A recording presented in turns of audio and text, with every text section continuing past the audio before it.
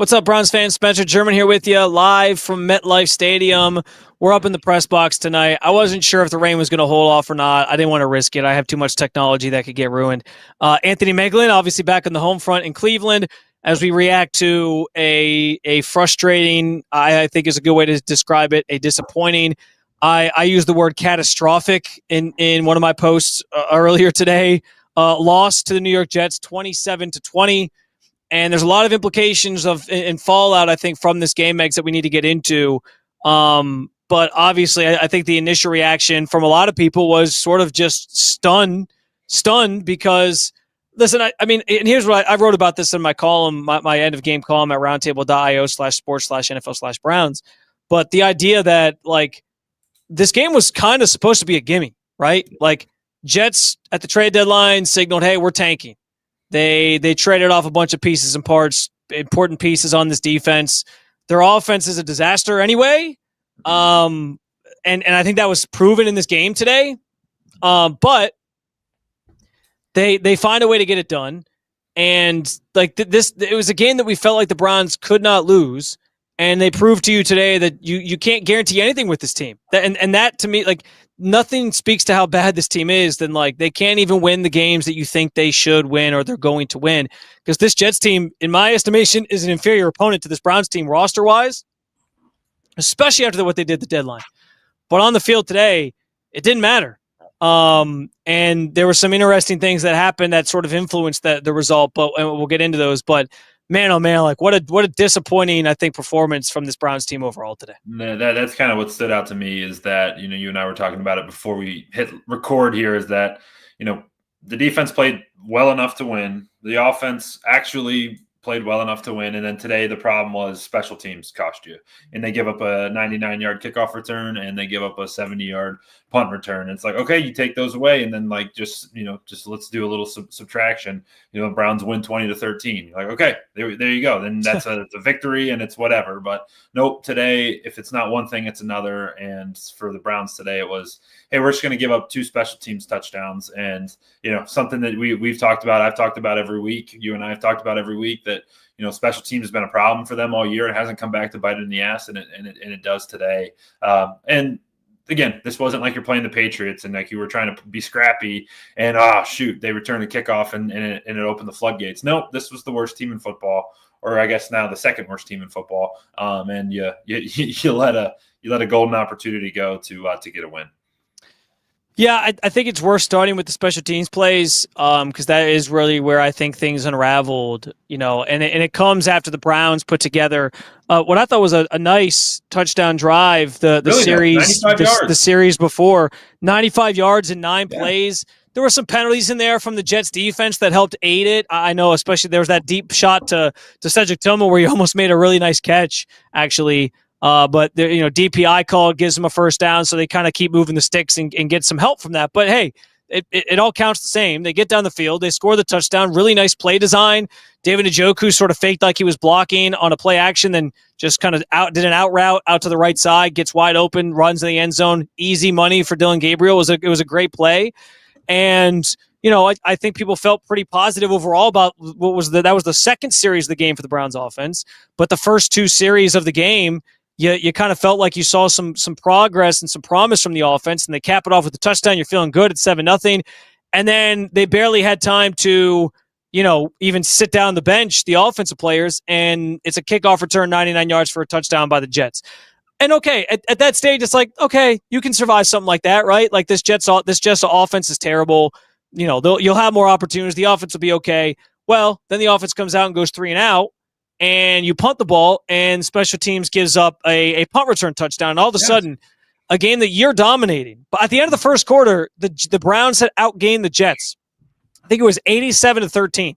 Yep. The Jets had run like 8 plays, and you were losing 14-7 at the end of the first quarter because of those 2 plays. Like, that changed the entire complexion of this game. Like, it was going to take something like that for the Jets to win. Frankly, like they were not the better team in this game in terms of, like, I don't want to come off like sounding like sour grapes here, but like on X's and O's wise, talent wise, like the Browns are a better team. And I think if the game plays out without those 2 plays, obviously they win.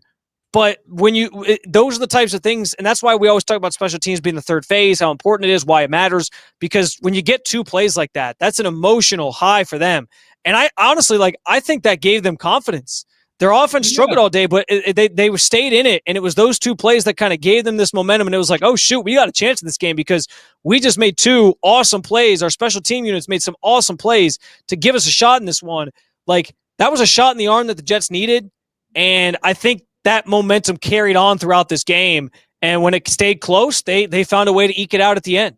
And Germany, I would even say this, that both of these teams can't chase. Like, neither, if the Jets get down, their offense isn't built to chase. If the Browns get down, their offense isn't built to chase. And what do the Browns do? They get down 14-7 on 2 special teams plays, man. That's exactly what you just said. And you're absolutely right. It gave the Jets confidence, and I think it was just very detrimental to the Cleveland Browns psyche as a team. And even that, for them to knot it back up at 14, you're like, okay, you feel good about it, but then you're like, okay, well, the Jets get the ball coming out of half. And I think this is part of the next part of the conversation. Is it doesn't feel like the reality is that the Browns defense has to play perfect football. And in the NFL, they have to play perfect football for this team to even have a chance to win. And you saw it today. They were solid. They gave up 13 points. It's 2 scoring drives, or I guess 3 because there was 2 kicks. But that's a really, really good day of football. And they lose, right? Because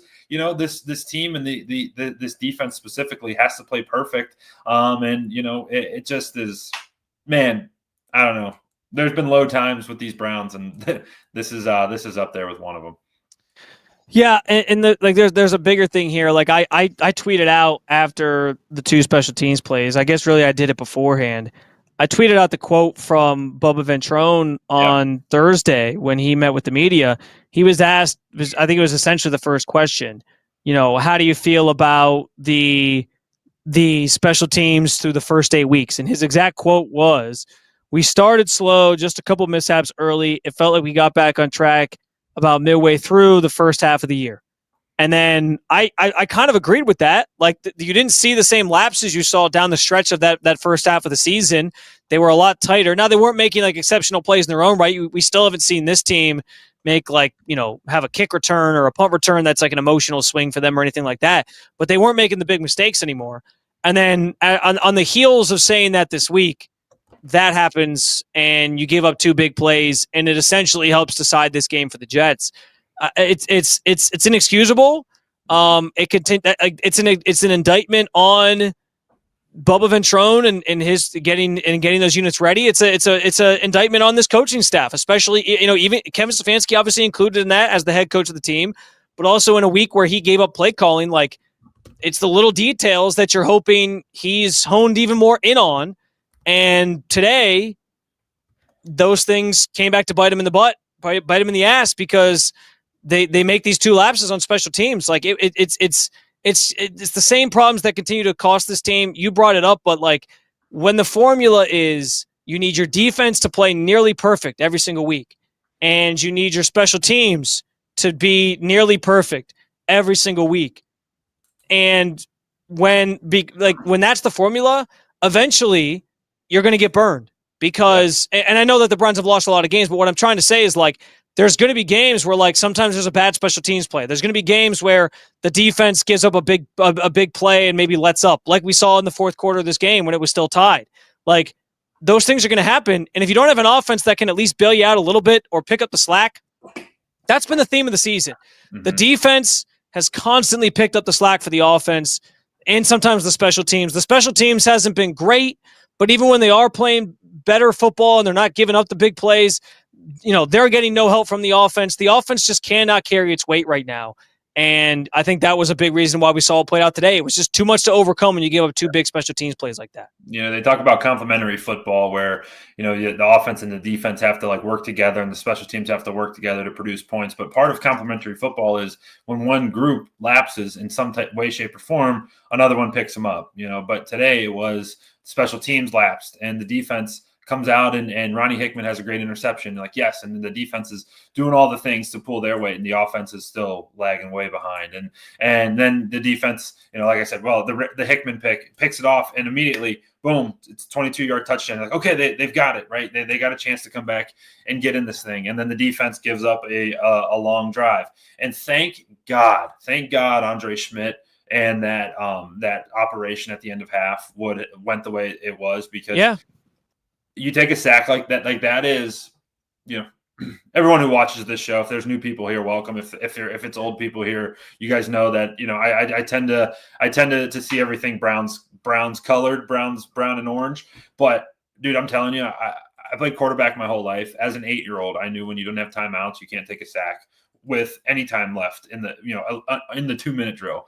And Dylan takes that sack, and you're like, I didn't think they had a chance to do it. There was an awesome operation to get it out there and to bang that kick. And you're tied. And you're like, okay, now they're going. But the dagger of the second half was the Breece Hall screen pass for a touchdown. And it's like, hey, that was just a good scheme. That was the defense didn't do anything wrong on that. That's just a good play. And then it felt like the Browns were trying to pull up or climb up a mountain on offense. That it was 7 points. Like, every other NFL offense can score 7 points confidently. Yeah. And the Browns feel like the only ones that can't. They literally were down 7. And I was like, well, this is over. We were texting about headlines for a story. I'm like, this game's over, right? Like, this is it's just the way it is with this team, man. It's hard to watch every week. Yeah, I mean, if you really want to dumb it down, like, it was 3 big plays that decided this game: the 2 special teams plays and the Breece Hall touchdown. That decided the game. I mean, if you think about it right there too, like, that's 3. If you add all 3 of those touchdowns up and with the extra points, the Jets win 21-20. So they still win because of those 3 plays. The field goals were just a bonus. But yeah, man, like, and that's the thing that's hard is, yes, the defense let you down in the fourth quarter. And that's the second time this season we've seen that happen, right? We all remember in London against the Vikings, the big touchdown throw that Carson Wentz made over Denzel Ward to win the game, right? And everyone was mad at the defense for that one. It was like, oh, this defense, they can't believe they did this. Like, they got to be better there. And listen, I'm not saying people aren't wrong. Like, the defense does, you are expecting your otherworldly defense, your incredible defense to be best in those key spots and in those key moments. But the other guys get paid too. And the Jets in those moments made a couple big plays, particularly the screen pass, and they did enough to obviously get over that hump against a good Browns defense. And I just have a hard time sitting here and being like, yeah, point the finger at the defense when so many other things are wrong with this team, and specifically on the offensive side of the football. Let's go there next. I do want to talk about, like, how catastrophic this loss feels, I think, just for the organization as a whole. But and also what the vibes were like in the locker room, because I actually think there's pretty positive vibes overall in the locker room, but we'll get to that coming up. On the offensive side of things, Megs, because this is the unit that holds everything back, I actually did think there were some positive signs today. I'll sort of rattle off what I saw, you rattle off what you saw. But I felt that you saw an offense that was taking some shots downfield for once. We saw the early one to Cedric Tillman that got you a penalty, which, by the way, that's what taking deep shots gets you. Yeah. Even if you don't convert it, sometimes it just draws you a penalty, and then you get an automatic first down. So that was encouraging to see. Even the touchdown throw to Jerry Jeudy was a plus 20, a 20+ yard play. So that's an explosive. And that was a really nice play design. It was a really nice play design. You had Gabriel boot to his right, stop, and throw back across the play to Jerry Jeudy, who crossed the field. And not the best throw from Gabriel. Jerry actually had his guy beat, and so if you put that ball a little bit further out in front of him, it's an easier catch for him. I understand it is a tough throw for Gabriel, throwing all the way across the field, but he makes the catch anyway. Best catch of the season for Jerry Jeudy. Jerry Jeudy had a great game, his best game of the season. 6 catches, 78 yards, had the touchdown, all season highs for him. There was clearly an emphasis on getting in the ball. He had 12 targets today. After the New England debacle, where he only got 2, so there was a lot to like. I also will say I think the fact that Tommy Rees got Dylan Gabriel out of the pocket was a good thing. I think those plays are some of his best. Now, at times you still see the sporadicness in the way he throws the football, and the incompletions are there, and some of the misses are bad. But it still does look like he has his most success when he is operating out of the pocket, and so I thought that was good today. And you saw an offense that I think had a little bit more to offer than it had previously. So in that regard, I think Kevin Stefanski's decision worked to a degree, but the result in the end was kind of what we said. How much does this really get you on the field? Does it really change much of anything? And the answer was not really.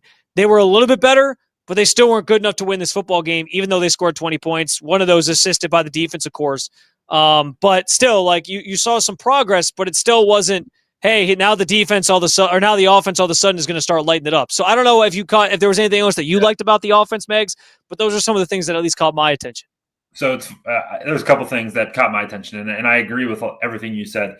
As you were talking, I couldn't help but think the bar for us is so low, man. It's so low for. I mean, at least they scored 20 points today, right? That's a win. They did, and I agree. There were some things today that I was excited about. One of those was watching Cedric Tillman get back in the mix. I always appreciate said. I don't think that he's going to ever be a top 20 receiver in the NFL.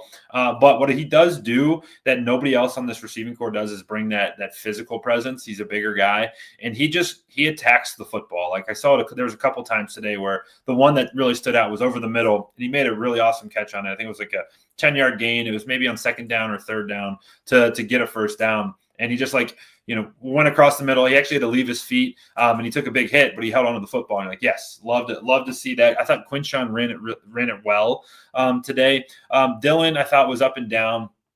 But what I did really like about what we saw today, which was different from when Kevin calls the plays, is that Kevin's opening script is always good, and then it falls off pretty dramatically. Today, I thought you saw obviously an opening script that didn't go well. You get the holding penalty and you're pushed back, but the offense didn't just go into a hole and die throughout the rest of the game. It continued to put drives together. Maybe those drives scored, maybe they didn't, but they were moving the ball throughout the game. And I thought that that was a takeaway I had that I thought was pretty important. Yeah, those are all good things. So like I said, I think you saw some positives today in Tommy Rees calling the offense. There were some encouraging signs. Guys talked about that in the locker room. Joel Bitonio and Wyatt Teller both said that they felt like there were some good things, some things that they liked. Wyatt stopped short of calling out Stefanski's offense, but it was interesting. He kind of said yeah, it was good to see us kind of try some different things and force the issue on some things. Like he seemed like he was encouraged by that. All those guys seemed encouraged by that. Jerry Jeudy seemed encouraged by what played out today. And so I think in general, there was a vibe in the locker room of positivity. Also, the way that they used Malachi Corley today, I thought was great. He was really effective, and you're starting to see his role become something notable for this team. Which, by the way, if you haven't checked it out, I wrote a story about Malachi Corley up on the website that went up this morning. Got to talk to him one-on-one the other day, and I thought he had some cool stuff to say, so I did a feature on it. But what did you think of him? What did I think of him? Yeah, he's a good dude. Really cool dude. I remember when he was coming out of school, he went to Western Kentucky, and this is his third year in the league or second year. I wanted the Browns to draft him so bad. Yeah. He reminds me a lot, or his college film reminded me a lot of Deebo Samuel, and I never would compare the two player to player. For sure. He can do a lot. We saw him running the football today. His nickname is the Yak King coming out of college because he would just get so many yards after catch, which is why he climbed up draft boards. No, I think the Browns are using him in a way where they emphasize that, right? They're getting the ball in end arounds. They're trying to get him in the run game. I don't know if he caught any passes today, but I know he was out there. His highest snap count of the season on offense was 13 snaps. He certainly passed that today. I didn't keep track, but so again, there was good things. There was positive things. I think there was some creativity. I think in the locker room there was a sense of positivity about how things kind of went today in general. That there was some signs of life. That it didn't look quite as bad as it normally did, but it's still a loss. And so, I don't know. I think it's an important thing that the locker room is vibing in a positive way after this game. Don't get me wrong. You don't want to see a team hanging their heads, calling each other out, all those different things. It didn't seem like a group that had quit. It didn't seem like a group that was ready to start calling guys out and throw each other under the bus. It didn't seem like any of that. But I'll put it like this. I wonder how much more they can withstand. because this is a bad loss, and there's no beating around the bush with it. This is a bad loss, and as positive as I think things kind of felt after the game today, specifically, and just I think people were encouraged by some things that played out in the field today. It still is another loss to a team that it felt like you should have beaten, and that had their fair share of issues. And when you look at the stats in this game, it's going to be a hard one to like wrap your head around if you're a player. Since 1950, I just saw this stat. Teams had been 225-0 when holding opponents to 175 or fewer yards and not turning the ball over. The Browns were the first team to lose in that span per ESPN research. Like that sums it up. So listen, I get it. It doesn't seem like the sky is totally falling with this team right now yet, and that's good. But when you really sit down and like watch this one back, and you really sit down and like dive into the stats, those players are going to be pretty upset with themselves that they fumbled this one, and it doesn't get any easier because you got the Ravens next week. So that's my question. Sure, it can be positive vibes still right now, but how much more can they withstand? That's the thing that I ask. I almost wanted to not be positive vibes, like which is bad for like. Well, okay, let me ask you: does that when I say that, does it make you mad because you feel like they don't care? Because I know there's probably people watching this that are going to hear that and they're going to say, "Why aren't they more mad? They should be pissed that they lost." Blah blah blah. But I also think you got to realize, like in the locker room, like guys, when you're having a bad season, you're trying to lift guys up and not tear them down. And when you start losing that sense, that's when I think things are going in the wrong direction for everybody. I think that you could look around the NFL and you'll find guys who don't care. I don't think you watch the Browns at all. Ever. That'll be the one thing with this group, with this team specific. You don't watch them and say, "Oh, they don't give it. They don't care." They're out there just cashing their paycheck. There's nobody out there that I don't think that's doing that. So I wouldn't go as far as to say that, but man, I don't know. We hear Miles, be upset every week. I didn't hear all of his press conference today. So it's like there are some guys I'm sure that are upset, but it's just, I don't know. It's to a point right now that it's just really hard to just watch this team. I wrote about it, post game. Since we went to the playoffs, Jerm, since that game that clinched against, funny enough, it feels like every damn memory of the Browns is with the Jets. It's like that it's the Joe Flacco. Well, I got some news for you. They're probably going to be back here next year. So it's against crazy, the Jets, dude, they actually might be back here twice. Okay, think about because this. The Giants are also really bad, and they play the last place team in the NFC East as well. So that doesn't affect again, me. we got 8 games to go, but we might be back here next year. I can't wait. I can't wait to come back to New York twice. Not once, but twice. I get to come back. Hey, it didn't take me 12 hours to fly to my home to yesterday. That affects you a little bit more than it affects me. No, it's just funny. I think back. It feels like every damn memory has to do with the Jets. Like Miles' first sack was against the Jets. Joe Flacco scoring 14 points in 20 seconds was against the Jets. Joe Flacco going to the playoffs was against the Jets. This one, but I wrote about the fact that since that game that the Browns won on Thursday night against New York in 2023 to clinch the playoffs, they are 5-23 since that game, and it's like, damn. Like, because they went and lost to the Bengals the following week before the playoffs, and they lost to the Texans in overtime or in the playoffs. So that's 0-2. Is that including the playoff loss? Oh, yeah. That is including the playoff loss. So that includes the playoff loss, and then they go 3-14. So then you're 3-16, and now they're 2-7. So there's your 5-23. It's 5-23. Since they were on top of the world, and they've fallen as far as fast as they possibly could, man. It's just today was the one where my dad always texts he never texts when the Browns win, but when they lose, he's all trade and fire everybody. And this was the first day I was like, you know what, dude, I can't argue with you, man. I don't got it in me. I don't have it in me because I'm just as beat down as a lot of fans are, dude. This one's tough. This one's tough to watch.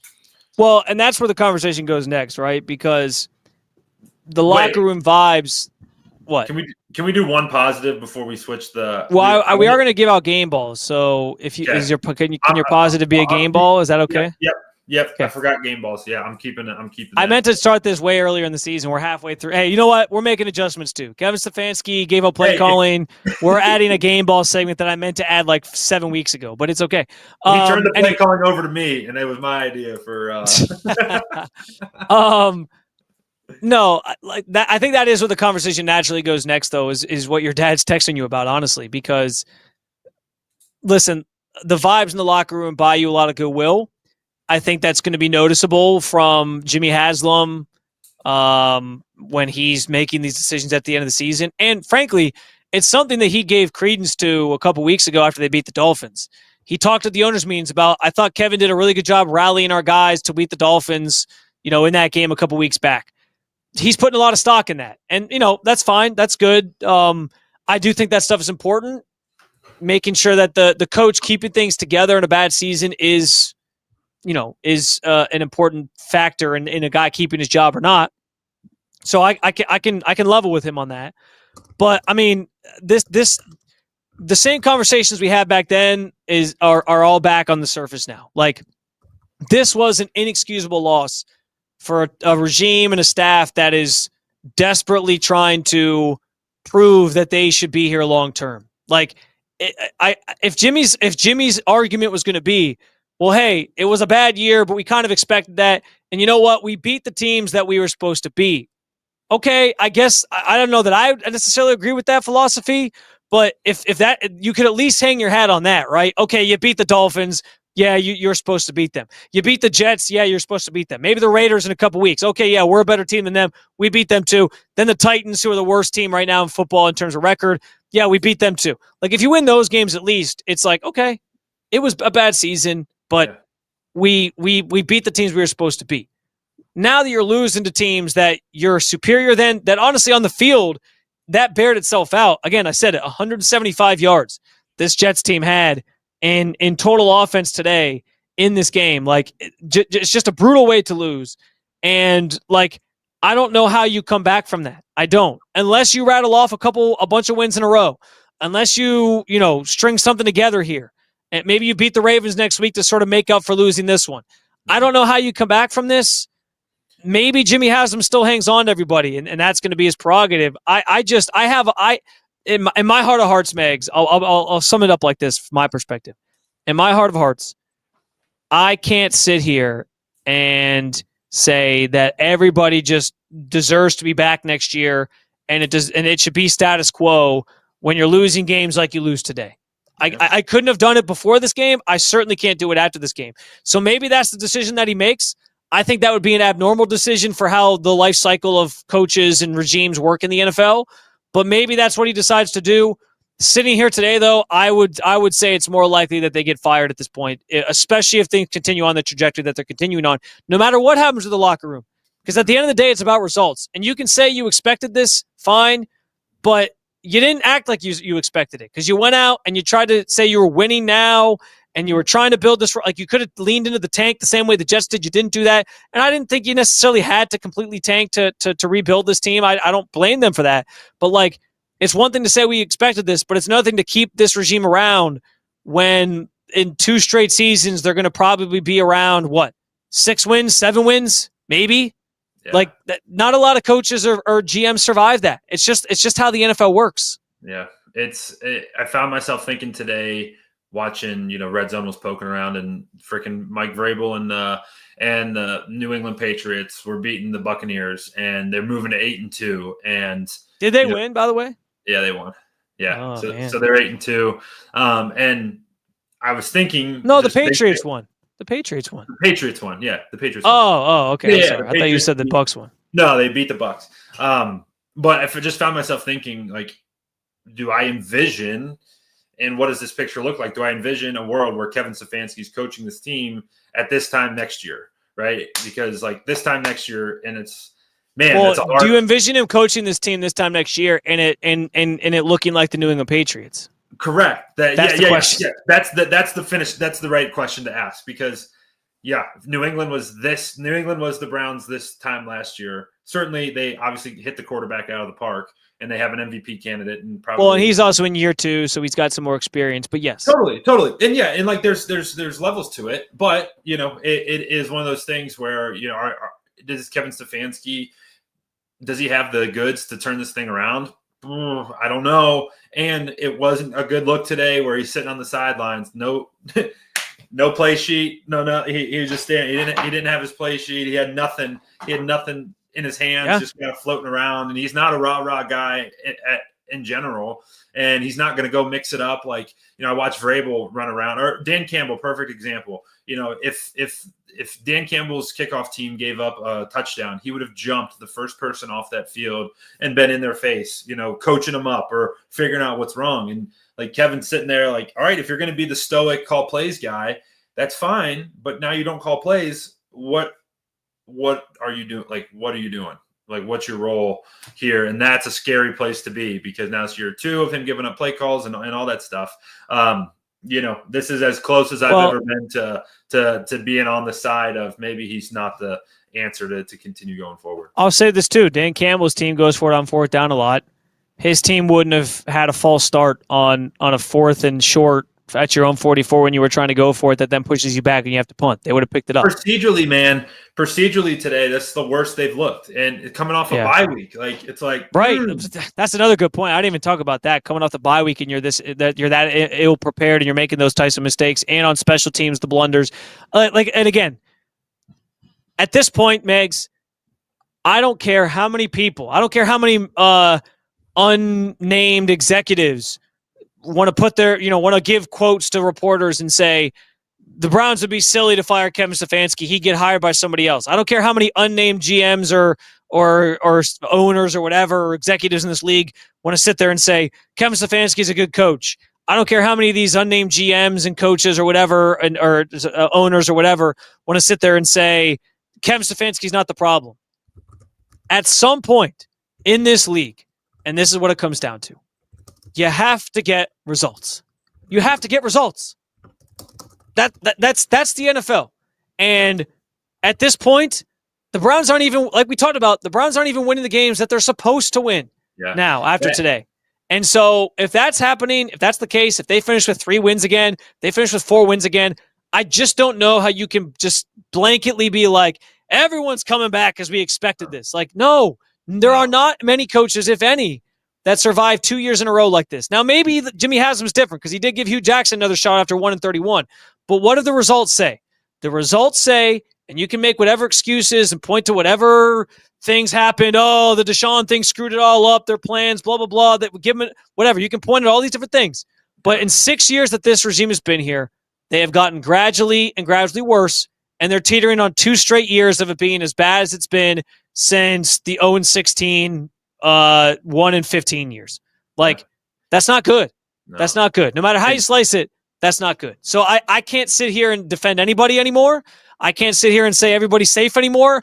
I don't know what's going to happen at the end of the season. And I'm the only reason I'm saying maybe it's still a possibility is because Jimmy Haslam, every time he talks, says, no, we still believe in these guys. So I'm kind of taking him at his word in that respect, even though he could be just flatly lying. But we'll get to the end of the season. We'll see what happens. But at this point, like, I am not going to sit here and promise anything to anybody. I think right now it's more likely it's trending towards them having a clean house and start fresh. That's just my feeling. The Mulligan conversation that you and I have every week is with the understanding that you take care of the teams you're supposed to take care of, because there's not many on the schedule. And I agree with that mindset from Jimmy too, of like, hey, I'm not going to evaluate you on getting beat by the New England Patriots because they're going to the Super Bowl or the Vikings. Is that your prediction? Is that your prediction? Patriots to the Super Bowl? We'll get to it. It's spicy Super Bowl prediction. I like maybe that's our Wednesday. Maybe that's our week show. We do actually, it's not a bad idea to do. You're just going to end up picking the Browns somehow. You're going to be like, they're not math. You're going to have you ever seen Always Sunny? You ever seen Always Sunny in Philadelphia? No. You ever see that? But you've seen that meme where Charlie has like the whiteboard and has all like the yarn connecting to it, and he's like freaking out. That's going to be you. You're going to have that behind you and be like, if the Browns beat the Ravens next week, and then you're going to be like trying to connect the dots on how the Browns get to the Super Bowl. That germ, it's so much worse because I trust you, and I'm going to pretend like there's not 300 people watching us, and we're not doing this on the internet. I was talking to my buddies today about the Browns being in the hunt graphic if they once they beat the draft. And I believe you're sick. You're a sick person. What did I say? Why did you call me a sick? You said I'm a sick person today because you said if it was a tie, you'd love it, and I was like, nobody loves ties. First half, nobody loves ties. Oh, no. The first half, in fairness to me, the first half of the game, I did commit to being positive today. I said, I'm going to have a happy Sunday and I'm going to enjoy whatever happens. So, hey, when they gave up the opening touchdown kickoff, I said, hey, Browns offense is rolling. Get them back on the field again. Can I just say this? Can I just say this? Yes. I would rather the Browns lose forever than tie any game ever. I don't want to see the Browns, but like having to do a post-game conversation about a tie. Sure. Nobody likes ties. There's not a single person that gets excited. Like you can't get mad about it really because it's like you didn't lose, but you can't get happy about it because you didn't win. So it's like you're just kind of in the middle. It's very blah. I hope I never see a tie. Sure. If the Browns have to lose a bunch more games before they're good again, I can live with that. If it just means we never see a tie again, because I don't want to talk. I never want to talk about a tie. Either lose or win. Give me an actual result to talk about. Last week when Pete Carroll went for 2 against the Jaguars, because it was. I loved it. Awesome, dude. Awesome. Hell yeah. Let's freaking go. We're way off the rails here, and I've taken us off the rails. It's fine. I don't even know what I was saying. So I'm going to shut up and turn it back. You were talking about the Browns being the Patriots next year. Oh, yeah. But if you were evaluating, if Jimmy was evaluating this team, this regime, this coaches on how he did against the Ravens and the Packers and the Lions and all the good teams, I think that would be unfair because this roster is like, eh. But there's nothing unfair about saying you need to beat the Jets. You need to beat the Titans. You need to beat the Dolphins. Like there's a handful. And when you don't do that, the mulligan stuff, throw that right out the window because, that's when you're like, okay, it's whatever you're doing is not working. And today was scary. Today was a scary sight just when it would cut to Kevin and he was just kind of standing there chilling and like, not good. And honestly, I think Kevin would admit like he knows it's on him. Like he's the coach. Like he knows how this business goes. Like you got to get results. And I think your point is spot on, Megs, as we wrap this part of the conversation. Like this team ran it back and said, we're going to try to win. So what does that mean to you as a fan? Not you specifically, but just like as a fan, what does that mean to you? That at least means, in my estimation, you win the games that you're supposed to win, right? Yeah. Like I think when we talk about what we expected from this team, I think the expectation was, they're probably going to lose a lot of games to teams that are superior than them. But there's some games like I talked myself into like 6 wins for this team because I said like there's some games there. Yeah, I did bet on it. You're right. I was like, there's some games along the way. There's some games along the way that they'll win. They'll win when they shouldn't, which was the Packers game, obviously at this point. But I was like, they'll find some wins here throughout the season because they're going to be more competent on offense. And so, the expectation was they weren't going to be a good football team.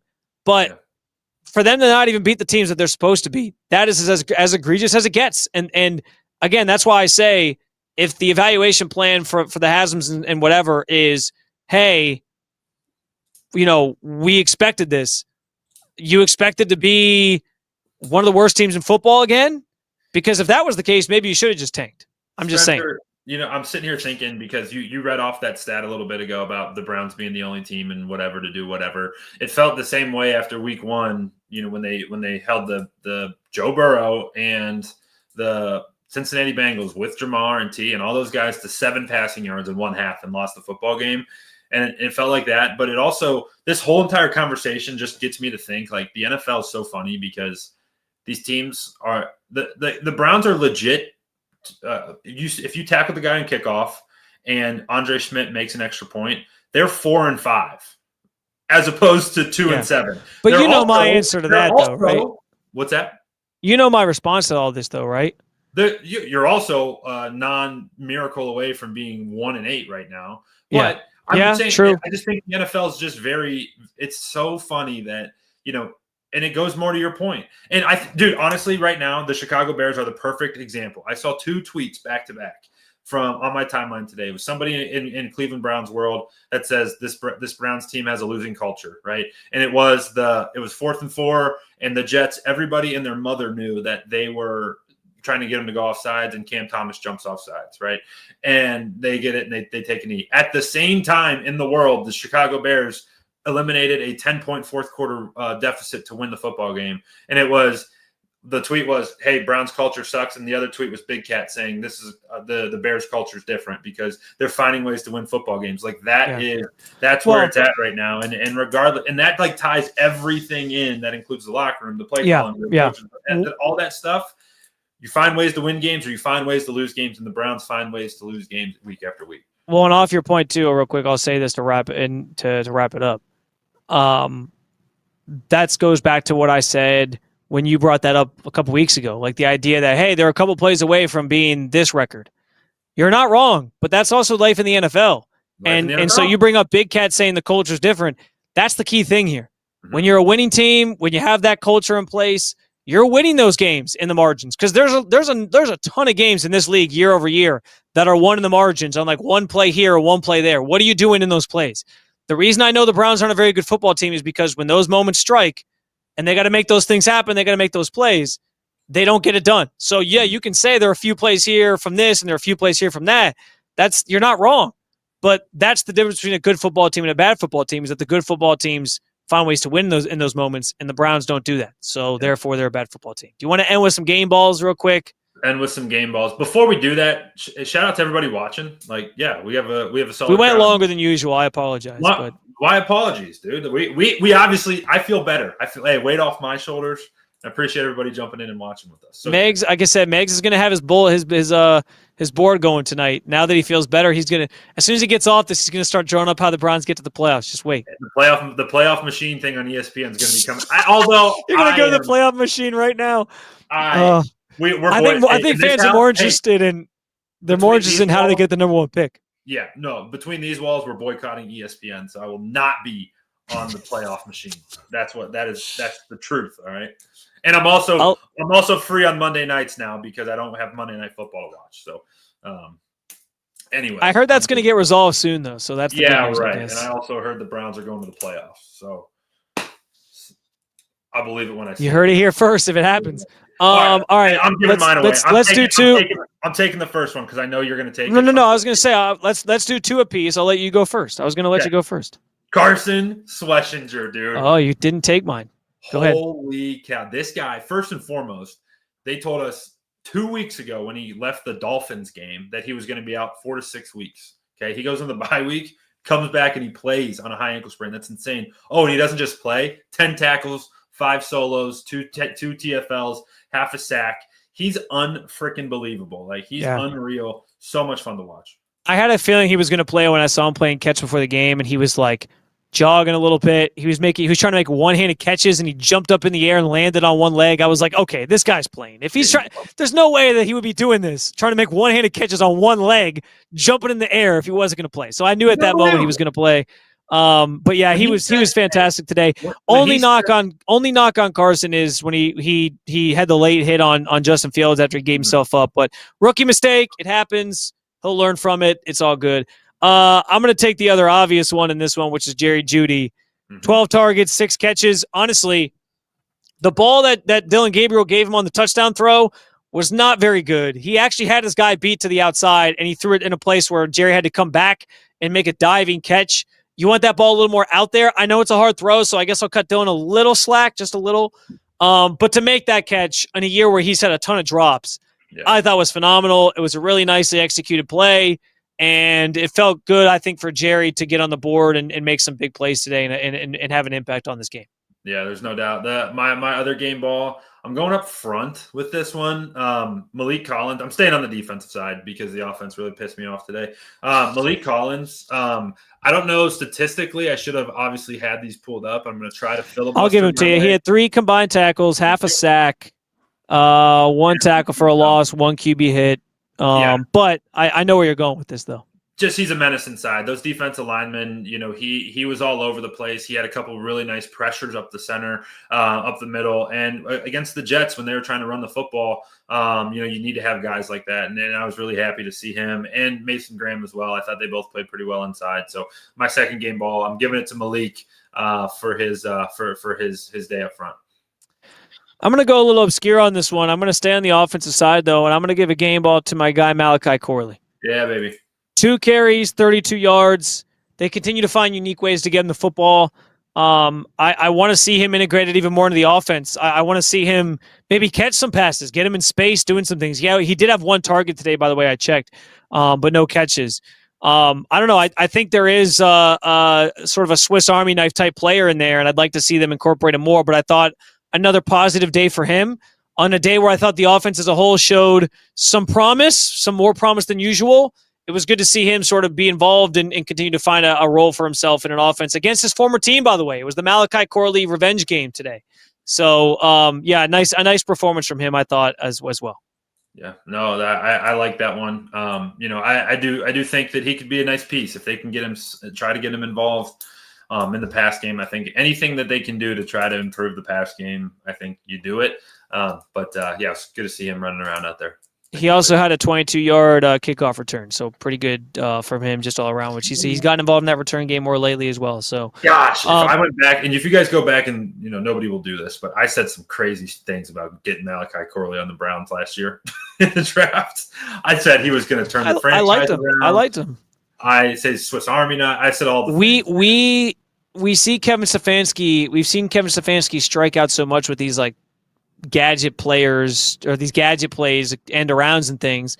The last person that was good that did it was Odell. Nobody's been good ever since until Malachi Corley. Malachi Corley is great at these plays. Like he is now the go-to guy for those, and it's worked out really well for Kevin Stefanski. So, I'm with you on that front for sure. Are you getting Chicago or New York style pizza tonight for dinner? That sounds good, but no. I am probably just going to eat this free burrito bowl that I got. Oh. There was left over from the post-game meal. I don't know. The lady was like, "You want a free burrito bowl?" I was like, "I guess." I'm not going to complain about free food. So I don't know. Maybe I'll stop somewhere. It's not trending that direction right now because it's already getting late. But in the meantime, guys, I got more work to do. You got more stuff to read over at roundtable.io/sports/NFL/Browns. So check us out over there. You can jump in the live game thread and see how upset Megs got throughout the game as it played out. You can see me going from, hey, we're being positive to it happened. It happens in the thread, so you can just read it. Read my post-game column that went up. I'll have some more stuff for you from the locker room, quotes from guys, different things like that. And if you want to hear those quotes, you can also head over to the YouTube channel where many of you are watching this right now and check out the post-game press conferences from Kevin Stefanski, Dylan Gabriel, Myles Garrett. We talked to Joel Bitonio. We talked to Jerry Jeudy. So a lot of good stuff over there as well if you want to hear from those guys. Thank you very much, as always, for joining us for this conversation. I hope it was somewhat therapeutic, but we got plenty more season to go. 8 games still on the docket here for the Browns, and we'll be there to cover with you every step of the way. So in the meantime, enjoy the rest of your Sunday as best you can after a Browns loss, and make sure you keep on following along with all things Cleveland Browns with Cleveland Browns Roundtable.